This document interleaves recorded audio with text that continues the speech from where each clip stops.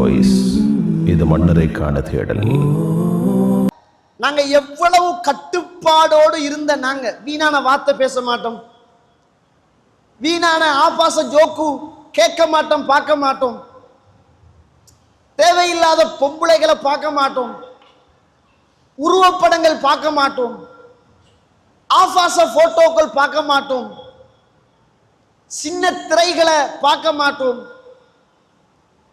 ஆனா இப்ப பேணுதல், அப்படியான ஒரு பேணுதல். ஒவ்வொரு நிமிஷமும் அல்லாஹ் எழுதுறான், அல்லாஹ் விசாரிப்பான், நான் கழிக்கிற நேரம் ஒன்றும் பெருமதியானது அப்படி என்ற பயத்தோடு வாழ்ந்தவர்கள் எல்லாரும் அல்லாஹ் அருள் செய்தவர்களை தவிர மனச்சாட்சியோடு சொல்லுங்கள், நம்முடைய நேரம் இன்றைக்கு குர்ஆன் ஓதுற நேரம் கூடவா, ஃபேஸ்புக் பார்க்கிற நேரம் கூடவா?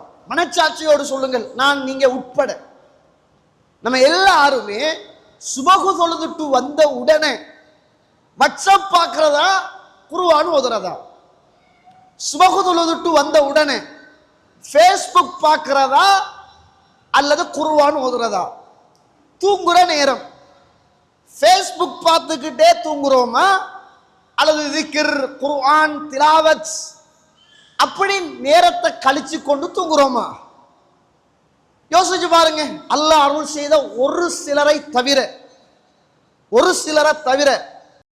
100% நம்ம எதையெல்லாம் பாவம் என்று பயந்து ஒதுக்கி வைத்தோமோ இன்றைக்கு அதெல்லாம் நம்மட வீட்டில் டிவி மட்டும்தான் இல்லை, அதை விட மோசமான படத்தை பெட்டில் படுத்துக்கிட்டு காலுக்கு மேல காலை போட்டுக்கிட்டு மனைவியையும் பக்கத்தில் வச்சுக்கிட்டு இன்றைக்கு சர்வ சாதாரணமாக அந்த பாவத்தில் கழிக்கிற நேரம் என்பது மனசுல கொஞ்சம் கூட சஞ்சலம் கிடையாது. பார்த்துட்டேன் தானே, பார்த்தா என்ன செய்யணும்? தௌபா செய்யணுமா இல்லையா? நம்ம பார்த்த ஃபேஸ்புக்குள்ள வந்த, யூடியூப்ல வந்த, வாட்ஸ்அப்ல வந்த மோசமான இந்த பிக்சருக்கு தௌபா செஞ்சோமா? இல்ல. ஏன்? அது பாவம் இல்லை நம்மட பார்வையில், அது பாவமே இல்லை நம்மட பார்வையில்.